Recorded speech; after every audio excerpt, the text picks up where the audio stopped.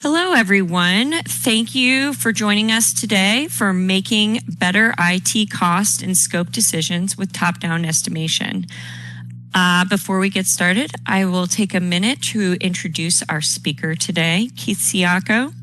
Keith has more than 30 years of experience working in sales and customer service, with 25 of those years spent with QSM. As Vice President, his primary responsibilities include supporting QSM clients with their estimation and measurement goals, managing business development and existing client relations. He has developed and directed the implementation of the sales and customer retention process within QSM and has played a leading role in communicating the value of the QSM tools and services to professionals in the software development, engineering, and IT industries. So without further delay, I'll let Keith get started. Great, thank you, Elizabeth, and thanks everyone for joining us today. This year, thousands of software and IT development managers will spend big time hours developing very detailed bottom-up plans. The problem is that a lot of these plans will be unrealistic or tough to achieve because they'll be missing a top-down estimate as part of the decision-making process. So today we're going to talk about how to leverage top-down estimation to generate very early estimates so we can have a better chance of setting achievable project targets. We'll also show how we can leverage our own historical data, and we'll also show how we can leverage analytics from the QSM Industry Database. For those of you that are not familiar, top-down estimation is when we estimate the overall release or project first based on scope. Then based on those initial high-level estimates, we can follow with estimates at a more detailed level. There are a lot of advantages to doing it this way, and we will talk about some of these during the webinar. I'll start with a slide presentation, then actually get into some examples using our Slim Collaborate estimation tool. We'll also pause for some questions and have an audience poll option as well. Okay, let's go ahead and get started. Just a little background on QSM. Been in business for almost 45 years. We are the developers of the Slim estimation and metrics tools. We are a leading product and services company, and our main focus is helping our customers estimate, track, and benchmark their project and portfolio development more effectively. The QSM Industry Database is probably the cornerstone of our business. It's got over 44 years of research and over 13,000 projects. It gives us a good understanding of the fundamental relationships from project to project, and it provides the latest information on cost, duration, effort, quality, team size, and scope. And we use all this information to help our clients with their estimates and with their project management. Want to clarify top-down estimation. I mentioned it a minute ago. Just want to clarify the definition again. Top-down estimation is when we estimate the overall release or project first based on scope and based on historical data. Then based on those initial high-level estimates, we can follow with estimates at a more detailed level. If you've been in estimation for a while, or you're probably familiar with this term called the cone of uncertainty. And really, this is what we want to manage with top-down estimation. The cone of uncertainty is when we start with a high level of uncertainty early in the decision-making process, early in the project estimation process. And then as we get more information, we can refine our estimates, and then we have less uncertainty to deal with. Top-down estimation is actually a hand-in-glove fit with this because we can start very early and manage the uncertainty using top-down estimation. We're going to show some examples during the webinar as we move forward. Benefits to using the top-down approach. Number one, provides the ability to see the big picture and generate reliable early estimates before detailed planning takes place. Number two, it provides the ability to make early go or no-go decisions when only a small amount of information is available. In addition to that, it allows us to perform risk trade-off analysis very early in the project lifecycle. For example, if we want to take a look at the impact of adding people or reducing functionality, things like that. Number 3, it increases the chance of meeting cost, staff, scope, schedule, and quality targets. All data-driven, all defendable. So if someone challenges us on the estimates or the targets that we're talking about, we can actually point to the data and to industry trends to help make our case for the estimate. Number 4, it improves negotiation and communication capabilities. The QSM tools you're going to see today actually come with a wealth of analytics that are going to help open up the communication vehicle with clients, stakeholders, and management. And number 5, it helps us manage the uncertainty, like I mentioned earlier, with the cone of uncertainty that comes very early in the decision-making process. I thought I'd take a minute and hopefully we can get some feedback from everybody. We wanted to have a polling question, and the question is, how do you currently estimate your projects? You'll see a dialog box come up in a minute, and you can have multiple answers, and we'd love to hear your feedback, and then we can talk more about how everybody answered the questions. So if you have a minute, please go ahead and move forward and see the dialog box, hit submit, and let's see what your answers are.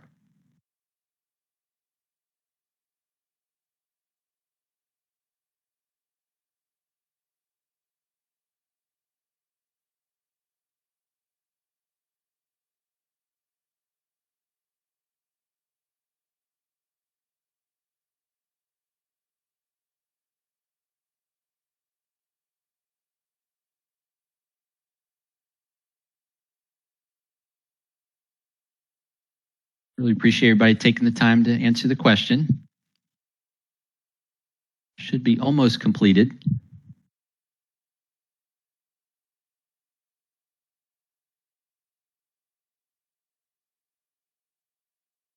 Maybe Elizabeth can let me know when the minute is up. Yep, we just finished. Great. Thank you, Elizabeth. And thanks, everybody. Looking at the statistics. Okay, wow, really interesting. 29% of you chose top-down estimation. 29 of you chose experience-based, 21% bottom-up. Very interesting. That top-down was actually the most popular, tied for the most popular answer. We actually find that a lot of project managers struggle with cost and scope decisions early in the planning process because they often start with task level planning before they know what their release level cost and scope targets should be. One of the things we recommend, as you can see with this webinar, is to do a top-down estimate, like many of you voted for today, since it can actually provide an early big picture view of the project. The other thing we recommend is to leverage historical data as part of your process, since this type of information can help you sanity check your estimates to make sure you're on the right track. So really good feedback from the poll. Thank you again for providing your answers. We're going to continue to talk more about these types of things as we move through the webinar here. So very interesting. Let's talk a little bit more about how QSM supports top-down estimation. The QSM recommended historical data for top-down estimates hone in on these few basic measures: size and scope, duration, effort, and productivity. Now, a lot of people think when they're starting to estimate that they need a ton of information or a ton of data, and really that's not the case. If we can just pull a few bits of information from a few projects, that goes a long way to helping us be successful when we're making those early decisions. If we can capture size and scope, and the duration and the effort, we can use that information to calculate your actual productivity. And you're going to see this referred to as we go through the webinar here more and more. We're going to call it a productivity index as we move forward when you see some examples during the webinar. But when we get size, scope, duration, effort, we can calculate your project's productivity, and then we can use that information to estimate more effectively early in the process. If you look to your right on the scatter plot, you can see the estimate in blue. This is for duration, but this could say cost or schedule or quality. You can see a trend line, which would be the industry average for this particular type of project. In this case, it's an agile project, so this represents our most recent agile projects. And you can see these triangles that represent, which would hypothetically be your historical data. So right off the bat, we can see if that estimate's reasonable because of just a few bits of historical data that were captured. Now, if someone is doing an estimate for you, maybe they're using a different approach and they're saying, wow, we really want to finish down in this 3 to 4 month range, you'll be able to see right off the bat that this estimate is not realistic. It's not consistent with the industry. It's not consistent with what we've done in the past. And it's all because we pulled together a little bit of historical data and because we leveraged the industry analytics to communicate more effectively and hopefully save ourselves quite a bit of time and money moving forward in the project. So a little bit of historical data goes a long way, and that's one of the benefits to using a top-down estimation approach. Which brings us to this next slide, where we talk about what we call the impossible zone. Now, in this example, we've got a subset of the QSM database, which is the industry averages for a particular project set. You can see here we've got time on the vertical and size on the horizontal. You can see a relationship here. As the projects get bigger, they take longer. And you can see kind of a little slight slope in the curve. And then you can see in big bold red that we've got the impossible zone. And this is what we want to use top-down estimation to avoid, right? We want to avoid signing up to something that's impossible. So many times we'll run into folks that will sign up to a 3-month schedule when they should have allowed for a 6-month schedule. Or maybe they overstaffed or understaffed the project. By using top-down estimation, it gives us a bird's eye view early so we can see what's reasonable and what's not before we do any detailed planning even. So very early in the process, go or no-go decision or at the proposal phase. So the impossible zone is one of those things that we want to see early, and we're going to talk a little bit more about this as well as we go through the webinar. Which brings us to our software production equation. This is also known as the Putnam model. Larry Putnam Sr. started QSM back in the late 70s, and he is the person that initially developed these models. Of course, they're updated and kept current over time. And you can see what we're doing is we're linking the amount of size or functionality delivered to the time and effort that it takes to deliver it. And in addition to that, the level of productivity that it takes to achieve or deliver that functionality or value. This software production equation is a core element to the QSM tools that you're going to see today, and it gives us flexibility. It gives us the ability to approach the problem or the estimate with very little information available. Also, it helps us approach the problem if I only have part of the information available. So for example, if I know the schedule that I need to hit and I know the level of productivity that we've achieved in the past, then I can figure out how much the project's going to cost or how much effort I'm going to spend, and also how much functionality I can deliver. If I know the budget, or maybe I have a fixed cost, and I know the level of productivity that I've achieved in the past, and how much functionality I need to deliver, then I can figure out how long it's going to take.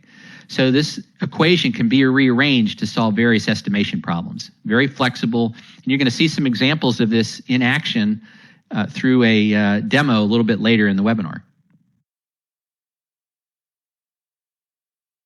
Before we get into some examples, I thought I'd summarize the SLIM suite of tools briefly, just so everybody has an idea as I'm showing the examples of where the examples are coming from. This next slide shows a brief description. These are the tools, again, that QSM provides, along with support to help with top-down estimation. You can see here as we look at the wheel image, SLIM estimate is where you would actually figure out how much a project or release should cost, how long it should take, and how many people you would need to deliver the functionality or the scope. It also provides the sanity checking with industry. I showed some examples in some of the views. It'll also help with risk trade-off analysis. Again, for example, what's the impact of adding people? What's the impact of reducing scope? Those types of things. We also offer Master Plan, which provides the ability to estimate at the portfolio level and helps with annual budgeting and multi-project estimation. SLIM Control is our tracking and adaptive forecasting tool, which is used once your project is underway. Control actually will curve fit to project actuals and can re-estimate as things change. So really almost like a GPS for your project delivery. And then we have SLIM Metrics, which allows you to do process improvement type of analysis once your projects are completed. It lets you see how you performed internally from project to project and also how you compare to industry trends. These tools all come with the data manager, the Slim Data Manager, the history repository tool where you would be able to capture and store your historical data so you can leverage it when you're doing any estimation, tracking, or post-project analysis type of work. These can all be run from your desktop or your local server or local area network, and they all run in Windows. And then we have Slim Collaborate, which is our cloud-based estimation tool and software as a service. Collaborate would allow you to run release and portfolio estimates similar to the desktop versions that I just described, but without having to install an application. QSM would handle the hosting, and you would be able to simply log in and access templates that have already been configured for you. Collaborate was actually designed to make estimation easier and to provide easy access to stakeholders across the enterprise. And as a Collaborate user or administrator, you would be able to manage the access and decide who would be able to see and leverage that information. I'll actually be showing estimation examples today from the Slim Collaborate tool. Now would be a great time if we'd like to pause for a couple questions. Happy to hear your feedback and provide some answers. So the first question we have is, how is productivity defined? I.e. lines of code or function points or story points? Great question. So the productivity index is actually calculated based on that historical data. Once you know how much functionality was delivered and how much time and effort it took to deliver that, we can use those metrics to calculate your productivity index. Just to give you a little more background on that, it's actually a macro measure for productivity and efficiency. Takes into account the overall project release, takes into account things like experience level of the people, tools and methods you might be using, the complexity of the work, right? And so the overall maturity of the process that you're in. So the productivity index is actually calculated based on historical data, and it's a numeric range from 1 to 40. Business applications, more straightforward types of systems tend to have higher PIs. They tend to be in the 20 to 25 range. Command and control and engineering and real-time systems tend to have lower PIs because they're more complex. They tend to have PIs in the 5 to 10 range. And QSM has all this industry data, so we know what the industry averages are for all different types of projects for productivity. And we encourage our clients to capture their own history as well so they can see what their productivity index measures are. And then you can use that information to do those top-down estimates. Hope that answered the question okay for you. Okay, so we have another one. This one it's a great question. I'm struggling to see how we can estimate early when we have little information to input, i.e. we won't have function points, use cases, lines of code estimates, or any other common measures. Great question. The answer to that would be we're really flexible. I mean, you can use whatever type of sizing measures you have available, and if you don't have any, that's okay too. We can approach the estimate from a different angle. Remember, I mentioned the software production equation is flexible and allows us to solve the problem in different ways. It's flexible in that way. So if you don't have the size, we'll calculate it for you. Also, we have, if you have user stories, great. If you have features or epics, great. If you don't, we can use other measures. For example, you might use components or modules. You might use really what's ever comfortable for you. Or you could say big, small, medium. We could do t-shirt sizing, right? Very early on, a lot of times we don't have a good handle on size. That's one of the biggest challenges. So t-shirt sizing is fully supported, and really any sizing metric that you feel comfortable with that you can pull to the table consistently. And again, if you don't have any size at all and you can't even approach a t-shirt size, we can also use other methods to come up with the estimate. Can lean on the historical data from QSM, and we can also look at effort and schedule and actually calculate the functionality based on some other fixed parameters. Hope that answered it for you okay. Also happy to take questions after the webinar as well. Happy to set up calls and meetings to talk more in detail as well. Yeah, and we'll have some time set aside at the end for additional Q&A. So just continue to use the Q&A dialog box on the WebEx screen to submit your questions throughout the presentation. But so far, that's all we have. Great. Thank you, Elizabeth. Thanks, everybody. Hopefully we'll have a few more at the end as well. We'll leave some time like Elizabeth mentioned. Let's go ahead and start showing some examples. This would be Slim Collaborate. This is where we'll pull some examples for you. And just to give you a little context, this is our web-based software as a service. QSM would handle the hosting, and you can see here a project list. So our clients actually keep their project data here in a centralized database. They can keep their estimates here that are either in progress or completed. They can keep projects in general that have been completed. We call those closeouts, where we already know the time and the effort and the productivity. So it's flexible. We can create different filters that represent different data sets and project sets.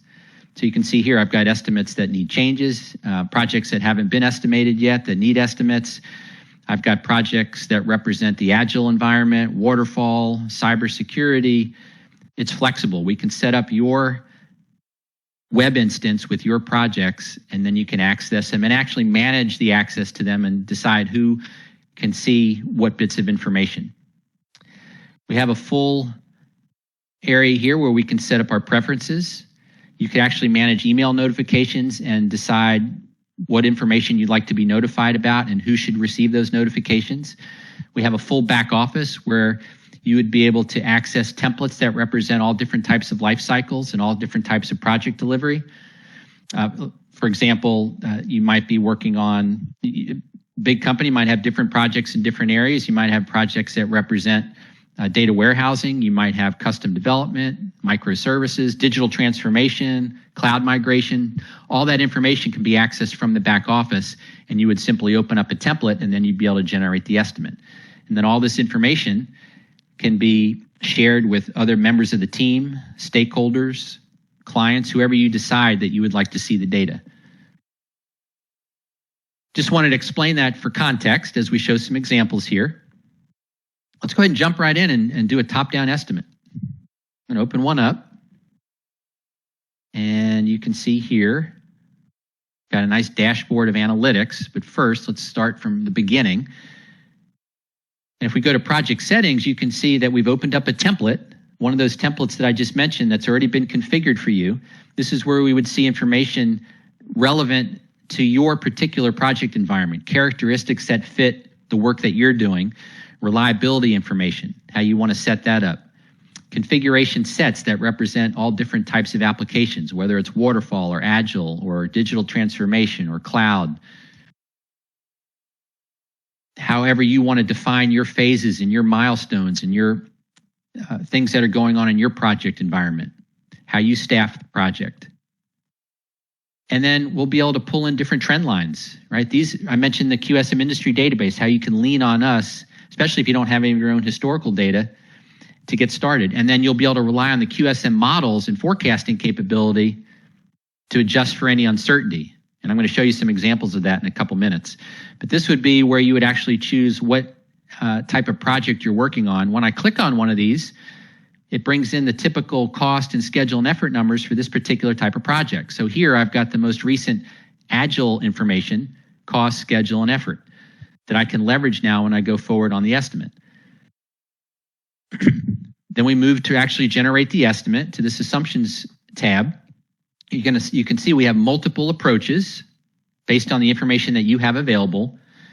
First one might be what we call a trend-based solution. All we know in this scenario is what the customer wants us to deliver. In this example, it's 25 epics. Now, we're going to put that information in, and then we're going to rely on the QSM models and historical data to actually generate the cost and the effort that it's going to take to deliver this functionality or value. Now, if I wanted to, I could go into more detail here. For example, I've got this broken out at a decomposition level into business use cases and interfaces. This can be set up again based on whatever type of project you're working on, whether it's, no matter what kind of technology development. Here you can see a couple versions of sizing for a cloud migration, for example, or I've got lift and shift, and I've got redevelop and refactor. I've got data warehouse information. I've got ideal hours if we don't have a handle on scope. Someone asked that earlier. What if I don't have a handle on scope? We can use ideal hours and marry that to tasks. We're very flexible in how we define the work.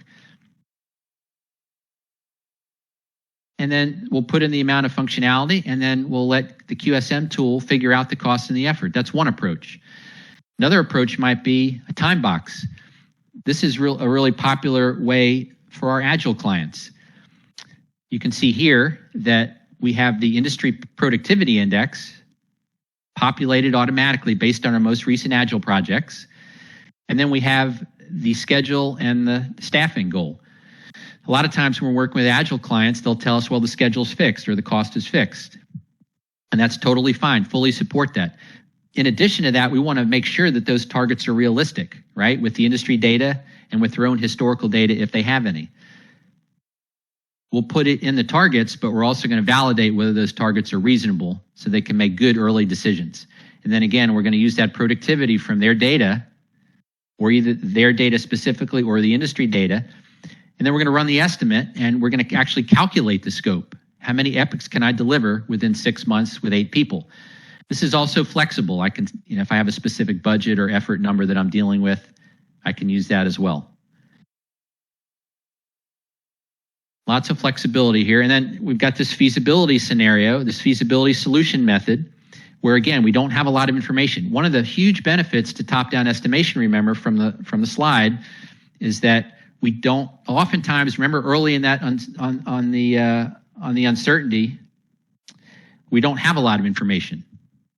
The top-down estimation, we only need 2 or 3 inputs. Here's an example. So I'm going to put in the amount of work that needs to be delivered, the time and the schedule that needs to be hit, and the amount of people. And again, this relates back to that cone of uncertainty. Very early in the process, high uncertainty. Let's go ahead and run the estimate. I'll actually run this one.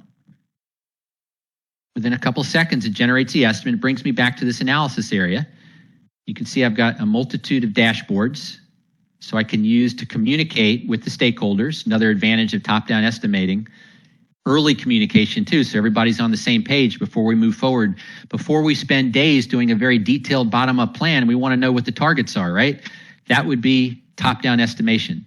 Get the right targets, that way we know. So if we're working a 3-month schedule or a 6-month schedule, we got to figure that out. What's the most reasonable? We don't want to be doing a detailed plan to a 3-month schedule when we really need 6 months to deliver the work. Top-down estimation lets us see that early enough where we don't lose money and we don't lose time. Here's the estimate, 6 months, 8,200 person hours of effort, $1.2 million with about 8 people full-time equivalent. Gives us a little summary there. And then here's the staffing profile, gives us the number of people throughout the life cycle. So you can actually see this over time, right? And then if I look to my right, I've got a sanity check with industry. Let's blow this. This is for duration. This would be my estimate in gold. This trend line is the industry average for our most recent Agile projects. This could be Agile, this could be waterfall, this could be hybrid, however you're working within your environment. So I can feel comfortable here that this estimate is reasonable. It's consistent with the industry average. I can look at effort as well. You can see here in this scenario, we've got the industry trend line for effort. And then got my gold data point there. And you can see this estimate is still looking pretty good. It's within 1 standard deviation of the industry average. Now it's a little bit aggressive. I might be pricing this a little bit too low. Important to note if I'm doing a proposal. Also, if I'm on the other side of the house, if I'm evaluating a vendor and a vendor's coming in, maybe they're coming in up high, and I can see that right off the bat. How does that bid compare to industry for pricing and for schedule? In this example, we're a little bit aggressive, a little bit low priced, low effort, a little below the curve, but at least we can see that early and we can make changes if we need to before we do a bottom-up plan, before we open up a big spreadsheet with a lot of detail. That's another thing I'd like to comment on, right? A lot of people spend days doing a very detailed bottom-up plan in a spreadsheet. Spreadsheets often don't deal with a lot of those nonlinearities and complexities that happen in these complex projects. With our top-down estimation tools, it actually has all that built into the algorithms, the nonlinearities that happen, the rework that might happen, the complexity, all those types of factors are built in. So before I open up a spreadsheet or before I open up a detailed planning tool, I want to see if that estimate's reasonable. I want to see if the targets are reasonable. Now, this is right out of the box. This example here is my 50% estimate. This 8,200 person hours, 6 months. This is my 50% estimate, right? Very high uncertainty, like the cone of uncertainty slide that I mentioned. Now, if we have the luxury, we will refine the estimate as we get more information, just like on the slide that I showed. As we get closer to the decision, projects further in, we get more data, great, we can refine the estimate. But a lot of times we don't have that luxury and we need to make decisions very early in the process. So the top-down solution that I'm showing you here gives us that ability. This first estimate, again, is my 50% solution, lots of buffer built in. But I want to see, give me the schedule and the budget that I've got an 80% chance of achieving. So I can go to the contingency planning here and actually see an estimate with additional buffer built in, even more than when I started with. So this gold curve here for effort is showing me my initial estimate, 8,200 person hours. And then the gray area is showing me an estimate with more buffer. It's my 80% chance of achieving success, right? Of achieving the target that I want to achieve, right? That's my 80%. Now, if I wanted to, I could go on and say, give me the schedule or the budget that I've got a 90% chance of achieving as well. And it'll generate even a more conservative estimate. So early on, when there's a lot of uncertainty, we can lean on the models, the empirically based models and the historical data built in to generate an estimate that I can feel comfortable with. I might condition the development team to the 50%. I might condition the client to the 80%. It gives me planning buffer, gives me room for uncertainty. A lot like what I had explained on that slide that goes through the cone of uncertainty. Now that's effort. It does the same thing for cost. We can look at the different scenarios, the 80% versus the 50, same with staffing. Then if I look to my top left here, I've got a chart that talks about total effort probability. And you can see here, got a great chance of getting done within 15,000 person hours. Not such a great chance of getting done in that 5 or 6 range that I might be hoping for. So I can see that quickly, easily, and very early. I can also, these are flexible enough, I can actually change these. If I want to look at effort, I want to look at something different. So let's look at schedule or duration. You can see the impact here. Great chance of getting done within 7 months, but if they're trying to push me to a 4 or 5 month schedule, only about a 15% chance of that. So that's something I do not want to sign up to. And now I can see that early before any major decisions are being made.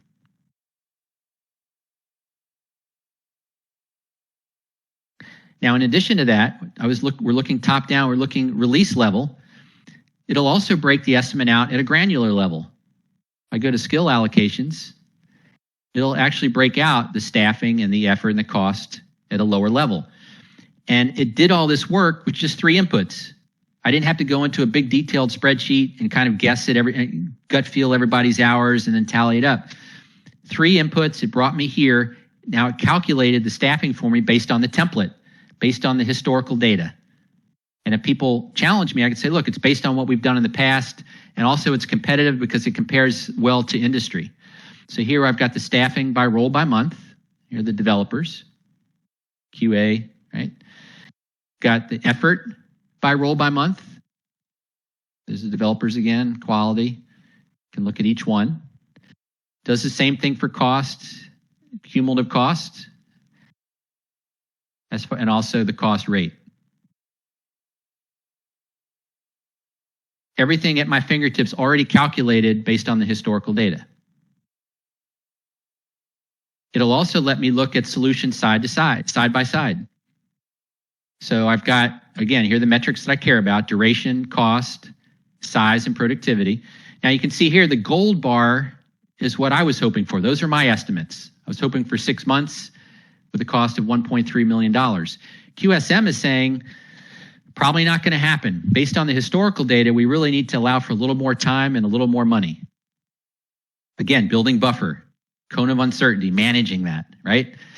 The reason why my estimate is a little more aggressive is because the productivity index that I chose was too aggressive. I was too optimistic. I gave myself too much credit. I gave myself a 21.9 PI. QSM is saying, let's take a second look at that. Based on your historical data, we probably need to come down almost 2 integers. And that's why my estimate's more aggressive, because I was assuming too high of a productivity. I want to make sure my productivity is based on actual work that I've done in the past. That's why the estimate, and that's the nice value there, to be able to lean on the QSM model, say, hey, we probably need to allow for a little more time, a little more effort. And in addition to delivering on time and within budget, we want to be able to measure reliability as well. You can see here, the gold again is where was my initial estimate. Green is what QSM is saying. You can see we're allowing for a little more time. QSM is allowing for a little more time, the model, the predictive models. In addition to that, I was hoping for about 370 defects at this point in time. QSM models are saying probably not going to happen, right? It's probably going to have more like 500 defects at this point in time. So I need to take that into account, right? We want the software to work well when we're at delivery. With the top-down estimation approach, we can see all that, not just cost and schedule, but we can marry that to reliability and quality as well. Now, these have been some examples at the release level. Let's go back a minute. Let's take a look at the portfolio level. So again, all these project estimates, this is our Agile database, our most recent Agile project estimates in our portfolio. And let's see the overall cost and schedule. Let's see what we're going to spend next year. Maybe we're doing some annual budgeting, or maybe I just have a lot of projects. I need to see what the whole portfolio is going to cost. Here we've got the portfolio timeline. I've got each task or project or release or delivery, however you define that in your company or organization. I've got the blue bar as a benchmark. That's a project that's already been completed. The brown are estimates. I've got the cost rate. This is my overall portfolio. And I've got the cumulative cost. And I've got staffing. You can see here I'm going to spend, the estimate is $120 million on this portfolio. A lot of money. I want to make sure I get this right. So I want to make sure the estimates are reliable. Because it's such a large amount of money, I want to make sure that I manage the risk, not only at the release level, but also at the portfolio level. Got these nice quadrant charts built in to Slim Collaborate. You can see here, again, based on historical data, based on industry, historical data. I've got the schedule variance, got the center line there that represents the trends, the industry average. The green box is the target. That's where I want to be. It's consistent with historical data, mine and industry. If I look to the bottom left, you can see short schedule, low effort. So these estimates here, these are estimates that have been completed, the brown circles. So you can see here, this estimate is outside of the box. So that's a red flag. This is probably too short of a schedule to not take a second look at. We probably want to go revisit this because it's outside the box. So this one is too short of a schedule, probably too aggressive. This estimate here, looking pretty good. Again, low cost and reasonable schedule, short schedule. Now these over here are estimates that are kind of on the fringe. They're still within the target area, so I'm comfortable with that. Again, these are short scheduled, higher priced project estimates. These are estimates that are showing higher prices. But still, these right here within my comfort zone. And then I've got these estimates here that are hanging out. These are, and the circles are bigger because that represents very high cost in addition to the short schedule and outside the target zone. So these are extra high costs that I need to take a second look at. So, in a vacuum, an estimate might look fine. But when I start comparing it to the portfolio like I'm doing now, you may see some red flags. I may want to go back and check those out to make sure that they're reliable and I feel comfortable moving forward. And then the blue data point here would be a historical project as a benchmark, something that I'd completed in the past. So I want to see if those estimates are not only consistent with industry, but also my own history. And so you can see right off the bat, are these estimates, am I comfortable with these? So I can look at the risk at the release level and the portfolio level. Again, top-down estimation lets us see that big picture first, and then it'll break out those estimates for us at a more granular level once we have the targets right. And that concludes the webinar, and we'd love to take some time and hear any questions if we have any. Thank you so much for listening and for being part of our webinar. Yeah, thank you, Keith. And we already have some good questions. First one, are you able to run estimates for proposal work too? Yes, absolutely. One of the nice things about top-down is we can generate estimates with very little information, very few inputs, which is a hand-in-glove fit really at that proposal stage when a lot of people are trying to make those early decisions. Some of the decisions are, should we even bid on the work? And then if we've decided to bid on the work, how should we price it? How many people do we need? And a lot of times the client doesn't have a lot of information on the client that they're trying to win over. So top-down estimating is hugely valuable at that point in time. So proposal work is a big sweet spot for our support as well as top-down in general. Next question, can these tools support cloud migrations? Yes, absolutely.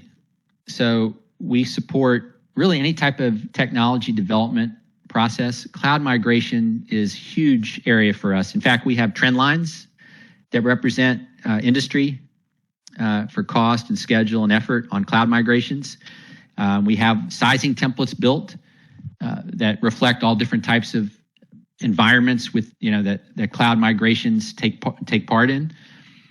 Digital transformation is another popular area for us. Those are usually huge efforts with a lot of uncertainty. And remember that slide I showed about the cone of uncertainty. Top-down estimation helps manage that whole arena. So very popular with cloud migration, and we actually have a lot of experience in those areas. Can top-down estimation be used with other methods? Yes, absolutely. Some of our clients use top-down estimation as a standalone. That's their end all. That's the way they do their estimates. We love that. And our other clients, they'll use it alongside bottom-up types of methods. Love that too. If you think back to that, again, that cone of uncertainty slide, top-down is really needed, especially at that early phase, and it can be used throughout. Bottom-up methods can be valuable as we get to the end of that cone of uncertainty where we have more data, and then they can be used side by side. A customer can certainly take their bottom-up estimate and use our QSM Slim tools to sanity check whether the bottom-up estimates are realistic or not. So again, some clients, yes, absolutely. You can use top-down as a standalone. You can also use it with other methods, experience, gut feel, bottom-up, spreadsheet methods. You can use them in unison as well. So we have one more question, and we're getting close to the end of our hour here.